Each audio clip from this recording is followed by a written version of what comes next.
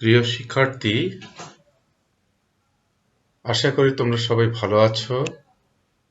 এই মহামারী করোনা ভাইরাসের সময় বিশ্বব্যাপী যে ক্রান্তিকাল অতিক্রম করছে, আমরাও এর ব্যতিক্রম নেই।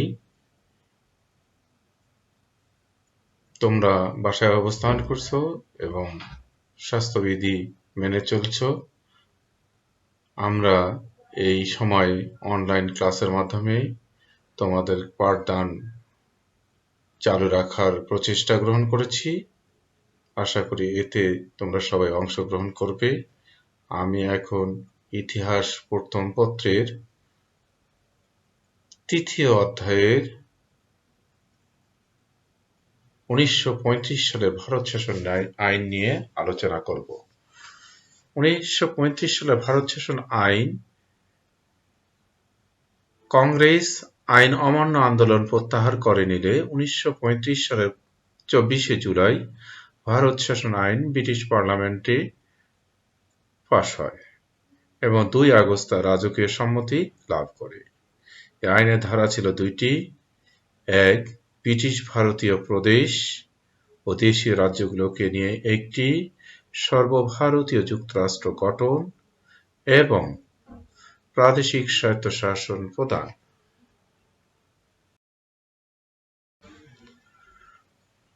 ১৯৩৫ সালের ভারত শাসন আইনের বৈশিষ্ট্যগুলো হল নিম্নরূপ: ১. সর্বভারতীয় যুক্তরাষ্ট্র গঠন। ২.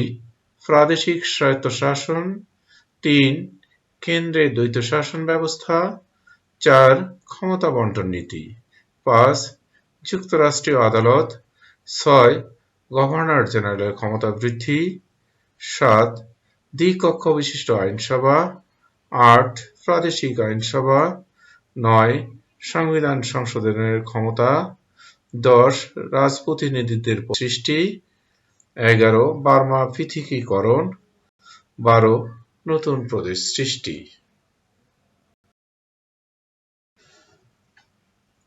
ঐতিহাসিক লাহোর প্রস্তাব ১৯৪০। ভারতীয় উপমহাদেশের ইতিহাসে লাহোর প্রস্তাব এক উল্লেখযোগ্য ঘটনা। ১৯৪০ সালের ২৩শে মার্চ পাঞ্জাবের রাজধানী লাহোরে মুসলিম লীগের এক অধিবেশনে বাংলার মুখ্যমন্ত্রী শেরে বাংলা এ.কে ফজলুল হক ঐতিহাসিক লাহোর প্রস্তাব উত্থাপন করেন। এ প্রস্তাবটি সমর্থন করেন মুসলিম লীগ নেতা চৌধুরী খালেকুজ্জামান। এ প্রস্তাবের প্রধান প্রধান ধারাগুলো হল: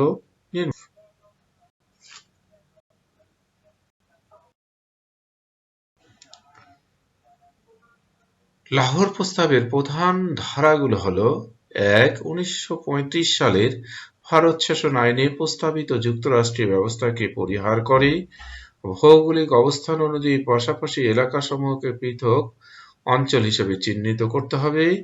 ২. ভারতের উত্তর, পশ্চিম ও পূর্বাঞ্চলে মুসলিম সংখ্যাগরিষ্ঠ অঞ্চলগুলোকে নিয়ে এক বা একাধিক স্বাধীন রাষ্ট্র গঠন করতে হবে। ৩. এ স্বাধীন সার্বভৌম রাষ্ট্রের অঙ্গরাজ্য বা প্রদেশগুলো হবে সম্পূর্ণরূপে স্বায়ত্তশাসিত ও সার্বভৌম। ৪. সংখ্যালঘুদের অধিকার ও স্বার্থ সংরক্ষণের জন্য সংবিধানে কার্যকর ও বাধ্যতামূলক ব্যবস্থা থাকতে হবে।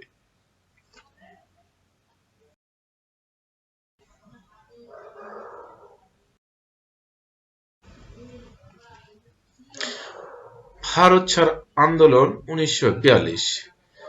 ক্রিপস মিশন ভারতের রাজনৈতিক সংকট সমাধানে ব্যর্থ হলে সকল রাজনৈতিক দল এটি প্রত্যাখ্যান করে। ১৯৪২ সালে রেঙ্গুনের পতন ঘটলে ভারতে জাপানি আক্রমণের আশঙ্কা প্রবল হয়ে ওঠে।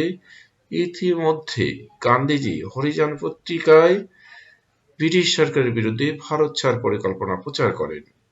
তিনি এই মর্মে ব্রিটিশ সরকারকে অনুরোধ করেন যে তারা যদি ভারতীয়দের হাতে ক্ষমতা হস্তান্তর করে ব্রিটেনে চলে যান তাহলে জাপান কর্তৃক ভারত আক্রমণের কোনো সম্ভাবনা থাকবে না। গান্ধীজির মনোভাব লক্ষ্য করে কংগ্রেসের কার্যকরী কমিটি ১৯৪২ সালের ১৪ই জুলাই গান্ধীজির ভারত ছাড় নীতি অনুমোদন করে। মন্ত্রী মিশন পরিকল্পনা 1946 সালের 29শে ফেব্রুয়ারি ইংল্যান্ডের শ্রমিক দলীয় প্রধানমন্ত্রী উপমহাদেশের রাজনৈতিক ও শাসনতান্ত্রিক সমস্যার সমাধানে মন্ত্রিসভার 3 জন প্রভাবশালী সদস্য নিয়ে একটি কমিশন গঠন করে ভারতে প্রেরণ করেন। এই কমিশন মন্ত্রী মিশন নামে পরিচিত। এই কমিশনের সদস্যরা ছিলেন: 1. Sir Stafford Cripps, 2. Lord Pethick Lawrence ও 3. এ.ভি. আলেকজান্ডার।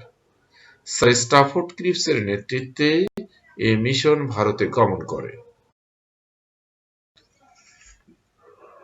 মন্ত্রী মিশনের পরিকল্পনা ও প্রস্তাবগুলো নিম্নরূপ: এই পরিকল্পনায় ভারতীয় প্রদেশ এবং দেশীয় রাজ্যগুলো নিয়ে একটি যুক্তরাষ্ট্র গঠন করা এবং প্রদেশগুলোকে স্বায়ত্তশাসন প্রদান করা। 2. প্রদেশগুলোকে ধর্মের ভিত্তিতে ক, খ ও গ এই 3টি ভাগে ভাগ করা। ক ভাগে থাকবে হিন্দু প্রধান মাদ্রাজ, বোম্বাই, যুক্তপ্রদেশ, উত্তরপ্রদেশ, বিহার, উড়িষ্যা। খ ভাগে থাকবে মুসলিম প্রধান পাঞ্জাব, সিন্ধু ও উত্তর-পশ্চিম সীমান্ত প্রদেশ। গ ভাগে অপেক্ষাকৃত কম মুসলিম সংখ্যাগরিষ্ঠ অঞ্চল, বাংলা ও আসাম।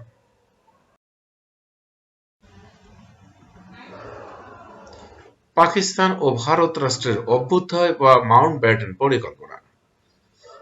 কংগ্রেস ও মুসলিম লীগের অসহনীয় মনোভাব ও আন্তঃবিরোধের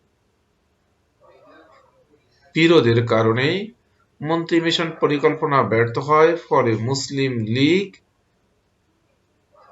1946 সালের 16 আগস্ট প্রত্যক্ষ সংগ্রাম দিবস এবং 2 সেপ্টেম্বর কালো দিবস পালনের ঘোষণা দিলে কলকাতা সহ সমগ্র ভারতে সাম্প্রদায়িক দাঙ্গা-হাঙ্গামা ছড়িয়ে পড়ে।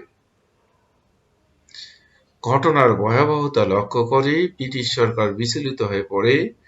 সাম্প্রতিক দাঙ্গার বীভৎসতা লক্ষ্য করে ব্রিটিশ প্রধানমন্ত্রী ক্লিমেন্ট অ্যাটলি 1947 সালের 20 ফেব্রুয়ারি ঘোষণা করেন যে 1948 সালের জুন মাসের মধ্যেই ভারতীয় জনগণের নিকট ক্ষমতা হস্তান্তর করা হবে। অ্যাটলির এই ঘোষণা ফেব্রুয়ারি ঘোষণা নামে সমধিক পরিচিত। 1947 সালের ভারত শাসন আইন। 1947 সালের 3 জুনের মাউন্টব্যাটেন পরিকল্পনাকে বাস্তবে রূপ দেওয়ার জন্য ব্রিটিশ পার্লামেন্ট 1947 সালের 18 জুলাই যে আইন পাশ করে তা ভারত শাসন আইন নামে খ্যাত।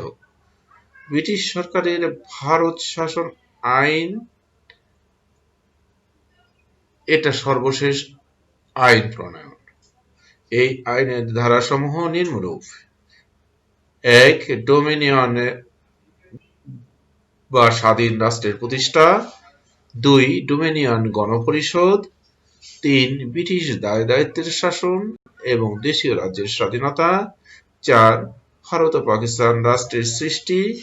5. 1935 সালের ভারত শাসন আইনের সংশোধনী। পাকিস্তান ও ভারত রাষ্ট্রের অভ্যুদয়। ভারত স্বাধীনতা আইন অনুযায়ী 1947 সালের 14 ও 15 আগস্ট যথাক্রমে পাকিস্তান ও ভারত নামে 2টি স্বাধীন রাষ্ট্রের জন্ম হয়। পাকিস্তান রাষ্ট্রের গভর্নর জেনারেল হিসাবে অধিষ্ঠিত হলেন মোহাম্মদ আলী জিন্নাহ এবং ভারতের গভর্নর হলেন ব্রিটিশ ভারতের সর্বশেষ গভর্নর জেনারেল লর্ড মাউন্টব্যাটেন।